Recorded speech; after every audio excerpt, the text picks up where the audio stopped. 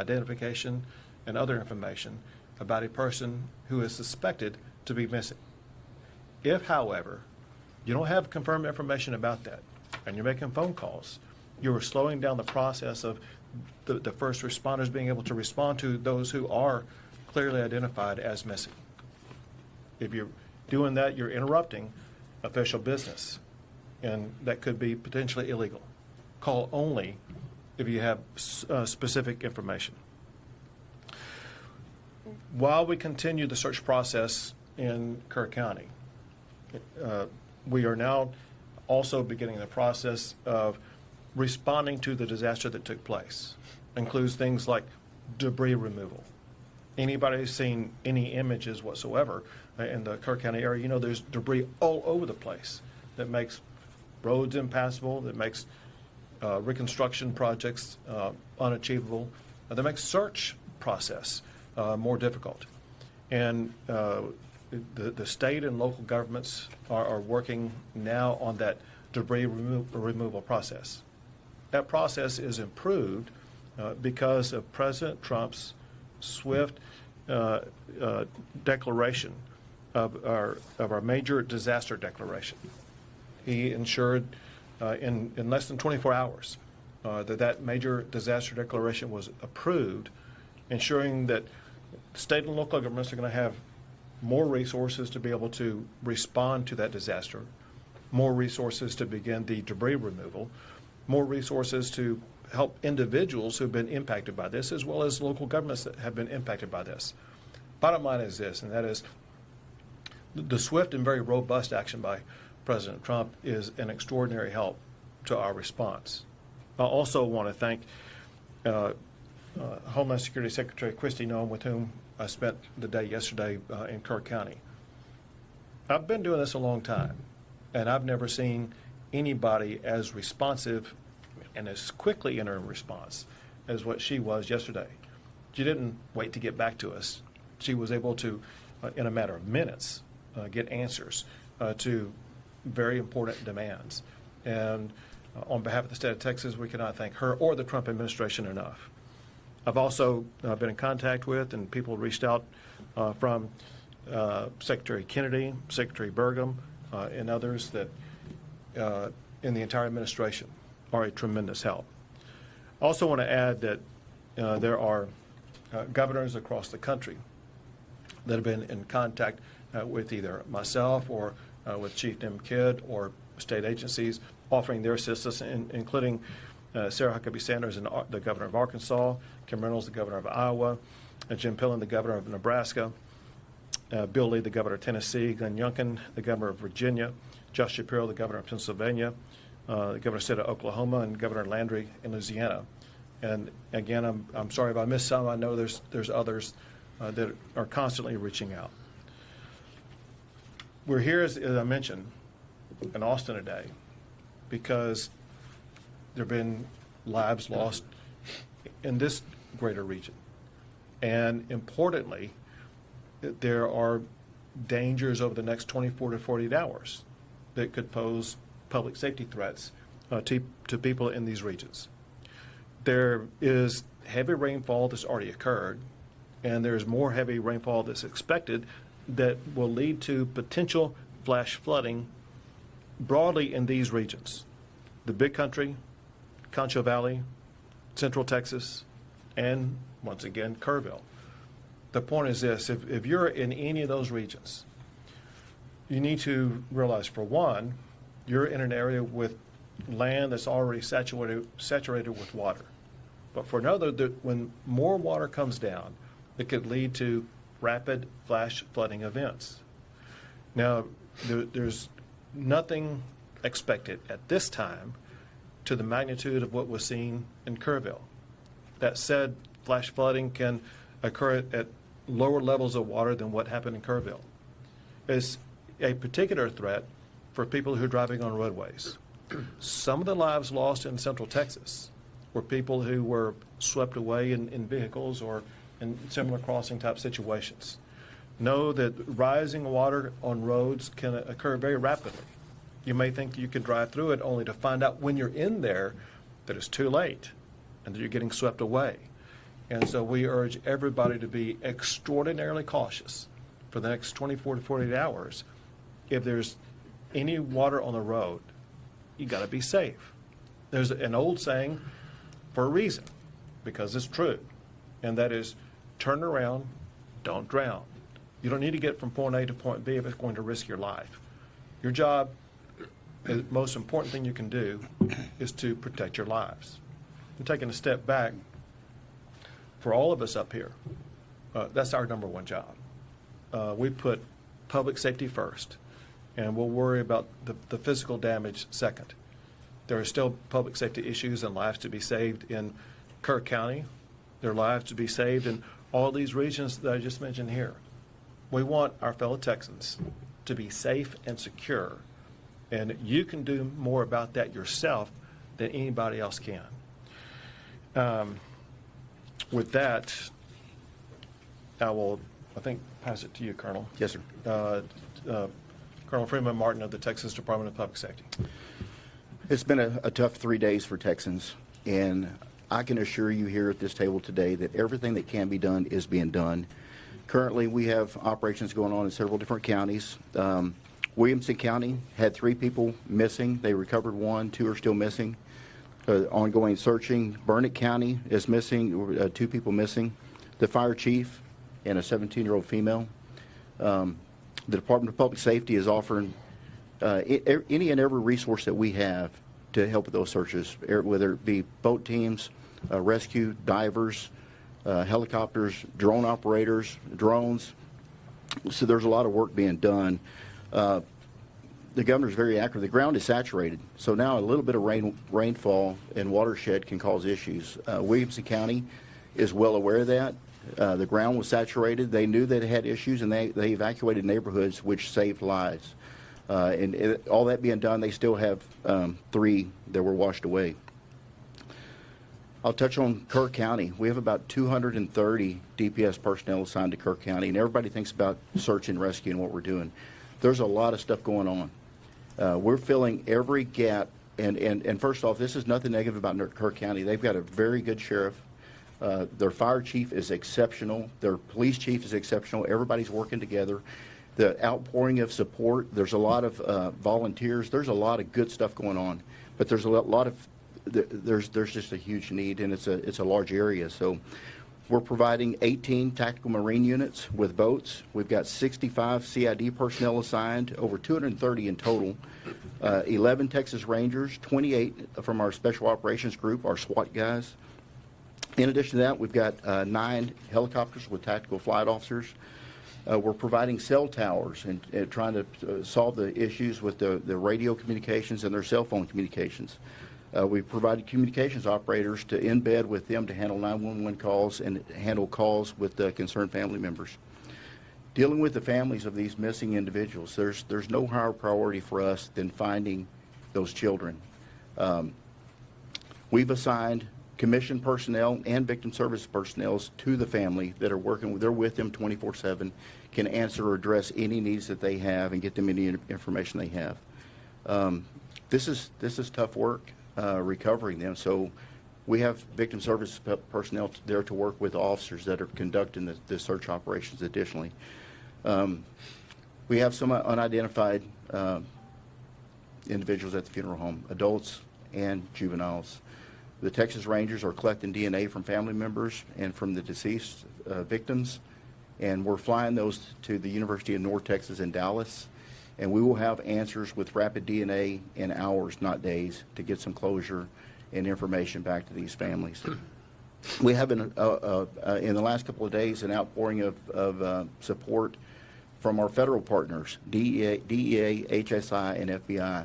We've embedded them with our search and rescue teams. This is tough work. It's hot. They're in the mud. They're removing debris. There's snakes. There's water moccasins. This is God's work that they're doing.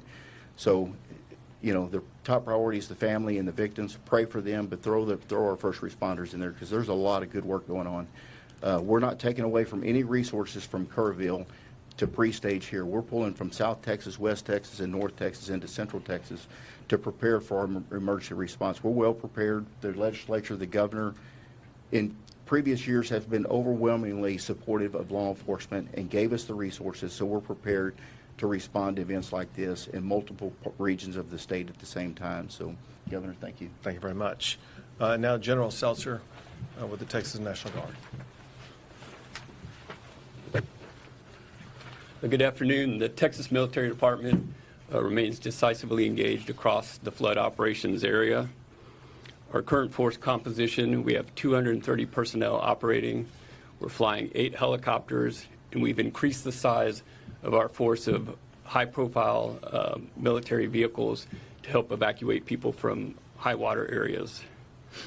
We've also expanded our operations area to not only include Kerrville, but we now have personnel operating in San Saba and Burnett. The additional resources we've added since our last briefing are a behavioral health officer in Kerrville, a chaplain in Kerrville. We also sent a chaplain to San Saba. We've expanded the state's Air Operations Center, which is a multi-agency air coordination center hosted by TMD, but it includes every agency that operates across the interagency in Texas.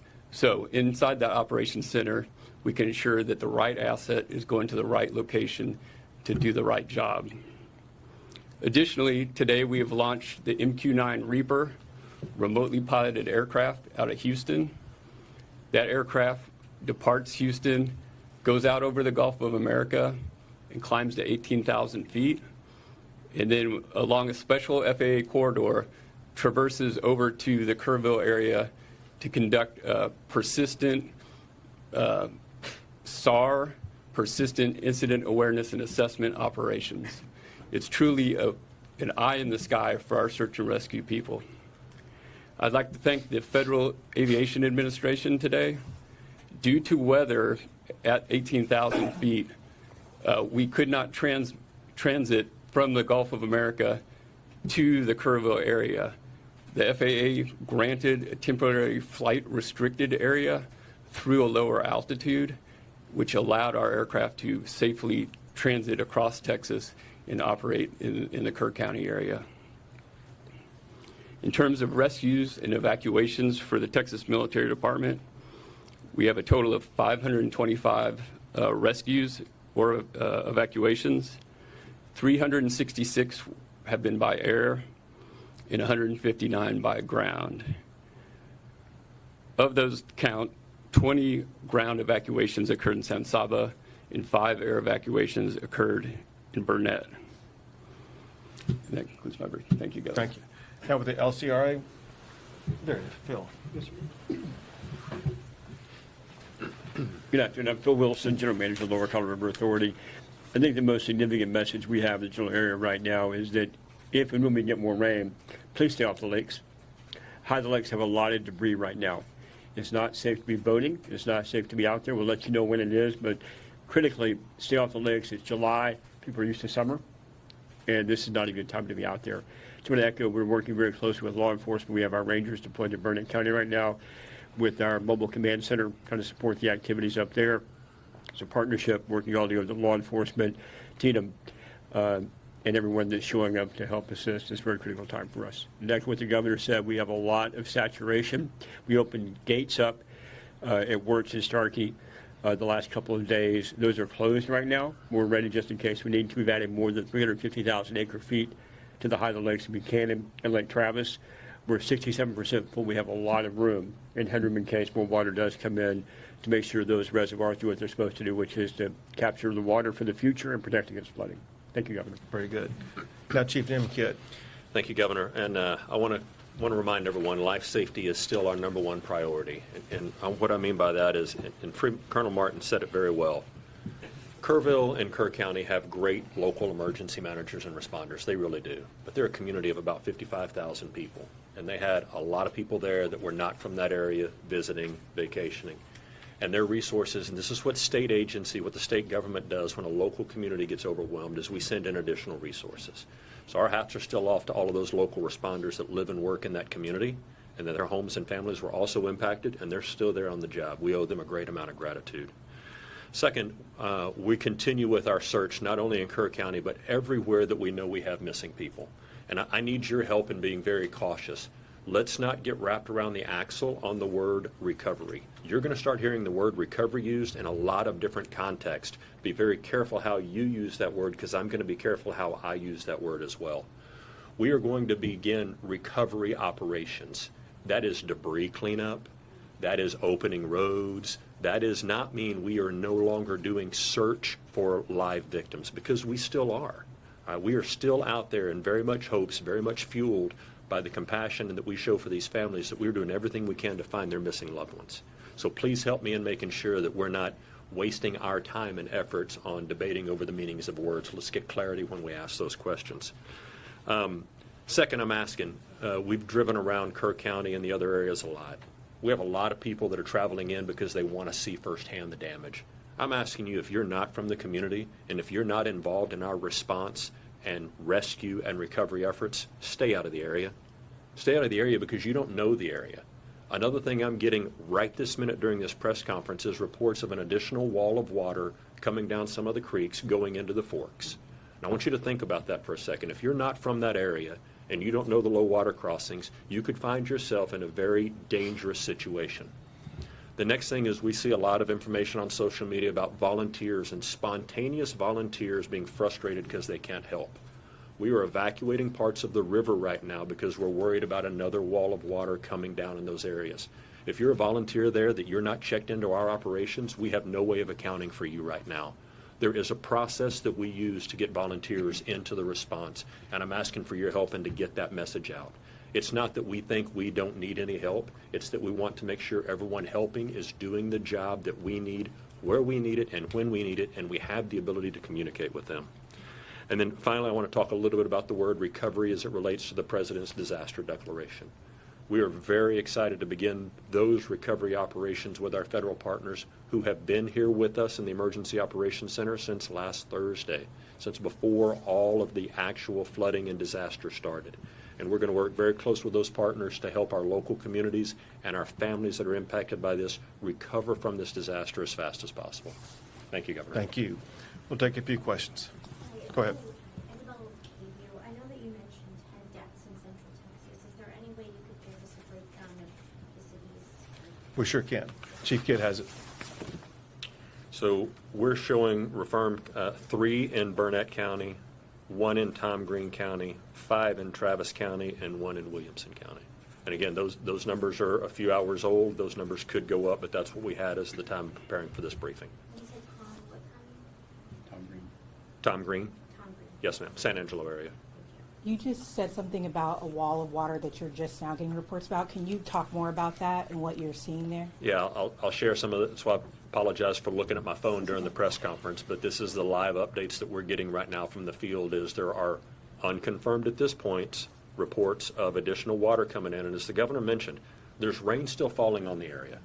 It's not going to take the same amount of rain that caused this damage to make the current water levels rise up, right? Because the ground is already saturated. So any rain that falls can be perceived as life-threatening rain. And so if you're in a low-lying area, we need you to move yourself out of that low-lying area. We've got DPS aircraft that are flying up to try to find this wall of water right now, and the people in the reported areas, again, unconfirmed, that are on our communication systems, we're asking them to get out of the water and out of the way so that we don't wind up having to do additional rescues. Governor Go ahead. Alcala, CBS Austin, you had mentioned that there are dozens of Central Texans missing. Local resources can't continue searching in the dark of the night. Does this federal disaster declaration mean that we have federal resources to continue searching when it's pitch black? Sure. Well, first of all, on the federal disaster declaration, it applies right now to Kerr County. Let me go back. Let me see the total, my disaster declaration counties. So let me walk you through this. So I made an original state disaster declaration, and then I amended it to add more counties. Let me first go back over those counties, then I'll explain to you what's going on.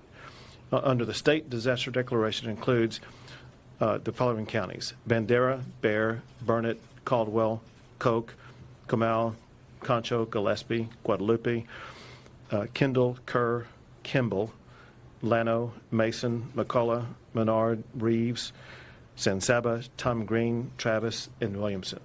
That means that because of that the state is providing additional resources for those counties and state-based assistance. On the federal disaster declaration, for the time being, that includes only Kerr County.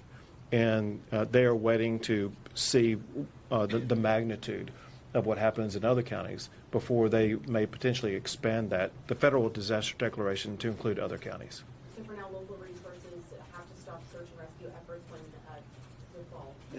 That's not accurate. No. We have drones and helicopters that have thermal and night vision and FLIR where they can search at night. Our special operations groups have that. And, at the law enforcement level, we don't really wait for a federal declaration. The feds come. They're there, they're helping. They offer assets and resources. This helps with funding and additional resources and bringing in from out of state. But our local federal partners, they're very involved. So we've, of course, we're a lot more productive during the day, but we search at night, and we're seeing some really good results, which is good. But the bad news is you will see the death toll rise today and tomorrow. One other thing to add to that is the U.S. Coast Guard, part of the federal government, was here working long before the declaration was granted based on our partnership and relationship. So we still have Coast Guard assets here, and they will operate at night as well. Thank you for the question. Go ahead. Can you talk a little bit more about the warnings that local officials got, the way that the state and federal government communicated with local officials, and whether you believe that these deaths were preventable? So there were multiple steps taken by the state that I'll let Chief Kidd talk about, but the state began setting up operations in preparation for what could happen in Kerr County.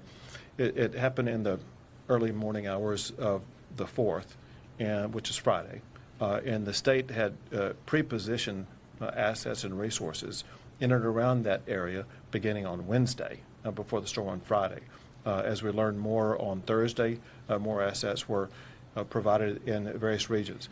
We knew, based upon predicted weather, certain regions where the rain may fall. There was an inability to know precisely where that rain was going to fall and how much was going to fall where it did fall. And as far as what the locals may have done, Chief Kidd may know more than I, but I would leave it up to them to let you know. And listen, thank you for the question. We need to spend a lot of time trying to answer this question because from a technical perspective, there are multiple warning systems that are out there. And all of us can choose to sign up for warning systems in certain areas depending on the local government that we're in and the way that their system works. There's a lot of talk about a program called WIA, the Wireless Emergency Alert, and IPAWS, the Integrated Public Alert and Warning System, and how they work or sometimes don't work. And then you have areas where there is no cell phone coverage. And if there's no cell phone coverage, it doesn't matter how many alert systems you sign up for, you're not going to get that. And then there's the NOAA weather radios from the National Weather Service. I'll ask you, how many of you have a NOAA weather radio by your bed at home? And so there can be all kinds of alert systems that are sent, and we know that some were sent, some general messaging was sent early, some urgent warnings were sent at various times, but just sending the message is not the same as receiving the message, having a plan to do something when you receive the message, and then the ability to implement that plan. And so I really would love to have a separate conversation with all of you about how we can continue to get the message to the public about what they need to do when they get a message, what they should do when that message is received, and how they communicate that back to their loved ones and family members. Let me add this also. I don't know if you guys saw this, but the city manager for Kerrville explained that on the morning of the 4th, he was out jogging at about 3:30 in the morning, and it just then began to rain a little bit. He got home and saw that it rained a little bit more, and he saw after that the torrent of water that was coming down the river. And the point that he made was that by the moment of time when they knew the magnitude of the water, it's a difficult decision whether or not to begin evacuating people or not, because if you have a warning telling everybody to evacuate, you could actually lead them to their death. We know that some deaths in Kerrville were people who died who got swept away who were trying to evacuate. And so local officials know the best about the terrain, about the danger spots and things like that, about who might be able to evacuate, those that would just be getting into a more dangerous situation. You talked in what you just said kind of about expertise and about just knowing the area, and that extends also to the National Weather Service folks who are in those offices and have years and years of experience. There are currently 6 vacancies in the local National Weather Service office that cover Kerr County.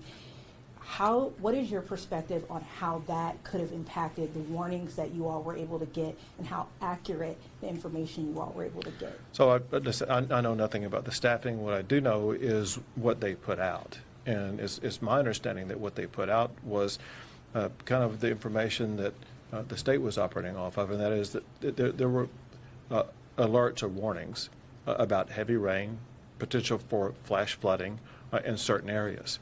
A problem with that is that to most people in the area, flash flooding would mean one thing, not what it turned out to be, because they deal with flash floods all the time. Just like I put people on notice in these regions of Texas right now. There's the potential for flash flooding, but there's no expectation of a water wall of almost 30 feet high. Governor Abbott, on that topic, we know that these alerts can be life-saving at times, and a lot of times these forecasters get their information from the National Weather Service. Are you communicating with your federal partners on how critical funding is for the National Weather Service in order to issue alerts like this and this disaster like this? It's one of the things that we spoke about when Secretary Noem was in, and this is part of ongoing conversations. And I'll add this. As you all probably know, we have a special session coming up, and the way to respond to like what happened in Kerrville is going to be a topic for the special session to address. We have time for 2 more questions. Is part of what you want to address, because there was a bill that was going to create a council to kind of talk about what warning systems, and it was not successful. Is it a concern that there's all these camps along this area? This is an area that deals with flash flooding, but there were no sirens that were in this area. Can you talk about that and why that hasn't been funded to this point? Well, it's going to be something that will be looked at. As you kind of pointed out, these camps go back almost 100 years, and they are familiar with the water in the area probably better than anybody else. And they have their own ways in which to deal with warnings that would involve children, sometimes as young as 8 or 9 years old. And we need to evaluate what they know, how they respond, what they need. And that's why it's going to be good to have a session with all members working together that will bring different perspectives, because the reality also is this, and that is what's needed in that river basin at that location could be far different than what's needed in some other river basin across the state. Time for 1 more, folks. Go ahead. Hayden, Texas Tribune. Do you know if anyone tried to get warning to people at the camps outside of the automated disaster systems? I missed the first part of the question. Did anyone try to get warning to the people at the camps outside of the automated system? So I'm not sure that I understand the question. I mean, does somebody go door to door and knock on the doors, or? Yeah, we're just wondering if there are any official outreach in the area.